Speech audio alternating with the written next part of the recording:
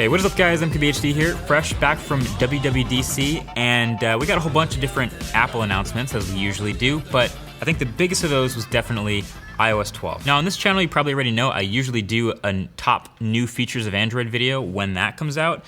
What better time to start doing an iOS version of that than when we got a bunch of great new features. So this is the top 5 new features in iOS 12 on the iPhone. So as you probably got the idea from the last video, this wasn't like a big design overhaul or a refresh like that. It really is just a bunch of added new features that people have been looking forward to for a long time. So number 1 is grouped notifications. Finally, as an Android user, finally. I think this got the loudest cheer on stage when it got announced, but ever since it was shown on stage, I've been kind of curious exactly how it works. To get it in my hands and actually try it is one thing versus just seeing it on stage. So it's actually the real deal. So as you'd expect, all your notifications from one app get grouped together. It can look pretty neat and organized in this sort of a stack way. And then you can tap to expand and view all of them. And then you can act on each one of them one by one if you want. And when you're done, either at the top or the bottom of the list, you can collapse them back into that little stack. So it is immensely better than before. It still is a little bit buggy, and sometimes in iMessage it wouldn't group notifications, but generally it's been working pretty well. And I still would also like to see in iOS the ability to act on notifications while they're in the notification tray without leaving them. So I do this on Android all the time, but that's probably a couple years down the road. Either way, group notifications, welcome to 2018 iOS, that's good to see. So number 2 is Emoji. It's somehow one of the biggest headlining features of the iPhone 10, and as far as I know, it's still just for iPhone 10, but Emoji has had a lot added to it. There's now new Emoji, there's a koala, there's a tiger, there's a T-Rex, and there's a ghost. And also there's tongues for all of them. There's tongue detection, kind of like Snapchat has had for a while, including the skull. Everyone gets a tongue, so cool. And then there's Memoji, which will let you create any number of your own Emoji to look exactly the way you want. So this is my Memoji. They don't exactly have my hair or facial hair style, so like this is as close as I could get. But your Memoji doesn't have to look like you. It can look like a totally different person or a new character if you want. And as far as I can tell, there's no limit to how many you can make. But I'll link a video below of customizing it. You can go into infinite detail of things like eyebrow shape and makeup type and hairstyle and all that kind of stuff. It's pretty detailed. I also think the eye movement detection is more impressive than the tongue. The tongue is just either in or out of your mouth. That's cool, but the eyes are what really gives it life. The other Emojis before were just beaded. This is pretty good. They work in FaceTime now. They also bumped the limit up to how much video you can do with an Emoji in iMessage to 30 seconds. And as you can see, you can also superimpose them on your own body.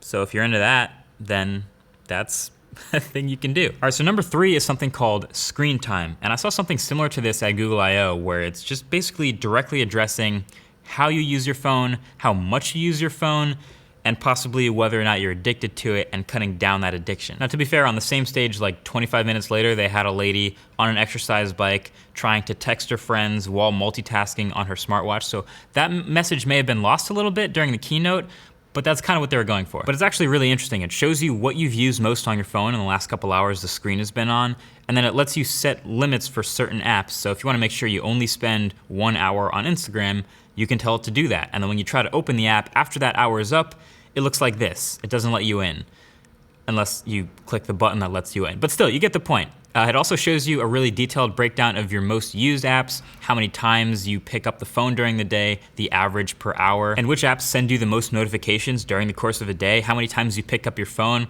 It really is a wealth of information, so you can do with it what you want. So number 4 is Siri shortcuts. Now to be honest, I was looking forward to some bigger improvements with Siri, mainly making it not bad. But this is something interesting. Essentially, it'll allow you to map any in-app action or any command to any phrase you want.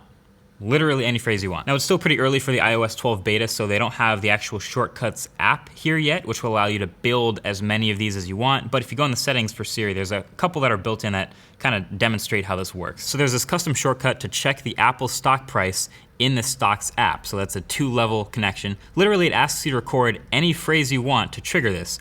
So I chose show me the money. So now every time I ask Siri to show me the money, it opens the stock app and checks Apple's stock price. So you could see how this would extend out to other apps and other commands with other phrases. Not bad. Now just fix the rest of Siri, please. And then number 5 is all the new apps. And I know I mentioned earlier in this video that there's not that many visual changes with iOS 12.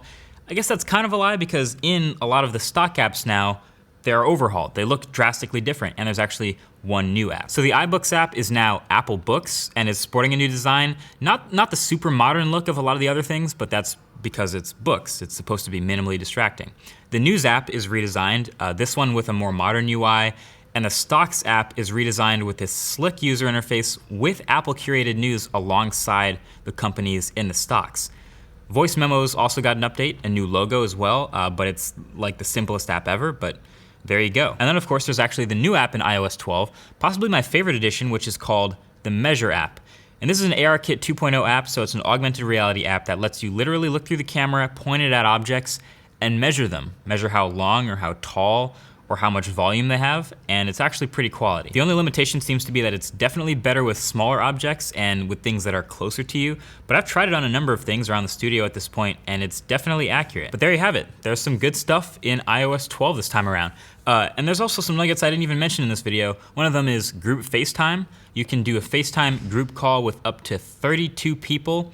I couldn't demo it because I don't know that many people with iOS 12, and if you do this with someone on iOS 11, it kicks them out of the FaceTime call, but you can do that in iOS 12, massive FaceTime calls. The improvement to search in Photos is much more robust to the point where they've put a search button right there on the bottom of the app, encouraging you to use it. It reminds me actually a lot more of Google Photos now. You can swipe up in iPhone 10 to kill apps right away. You don't have to hold down and wait for the little red minus sign to pop up anymore. That's massively more convenient. I think they heard our feedback on that one. And it's also now harder to take accidental screenshots. It's true, so if you wake up your iPhone with the power button and the volume button at the same time, that would usually accidentally take a screenshot of your lock screen.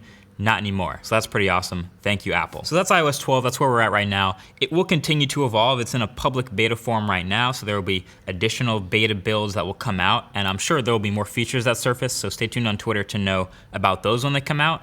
And I'll also, for good measure, I'll link the wallpaper, the new iOS 12 wallpaper in the description below, because I know someone's gonna ask about that. But either way, that's been it. Till next time, thanks for watching. Talk to you in the next one. Peace.